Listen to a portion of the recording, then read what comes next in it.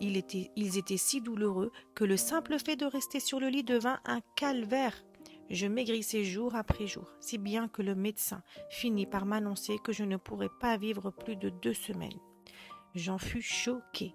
J'écrivis mon testament et je m'étendis sur mon lit en attendant ma fin. Plus la peine maintenant de m'inquiéter ou de me soucier. Je me résignais à mon sort, je me relaxais et je plongeais dans un sommeil profond alors que durant des semaines, je n'avais pas dormi plus de 2 heures.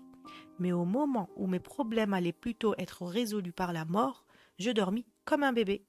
Mes gros soucis se mirent à disparaître. Je retrouvai l'appétit et je repris du poids. Quelques semaines plus tard, je pouvais même marcher sur mes béquilles. Et 6 semaines après, je pus retravailler avant ma maladie. Je gagnais 20 000 $ par an. Aujourd'hui, je me contente d'un travail qui me rapporte 30 $ par semaine, mais j'ai saisi la leçon. Plus jamais je ne m'inquiéterai pour l'avenir et plus jamais je ne regretterai ce qui m'a échappé. Mais je vais concentrer mon temps, mon énergie et mon enthousiasme sur mon nouveau travail. Édouard a vite progressé dans son travail. Quelques années plus tard, il devint directeur de la société dans laquelle il travaillait. Sa société, qui porte d'ailleurs son nom, Evans Product Company, a fait un grand saut en quelques années seulement. Quand il est mort en 1945, il comptait parmi les plus célèbres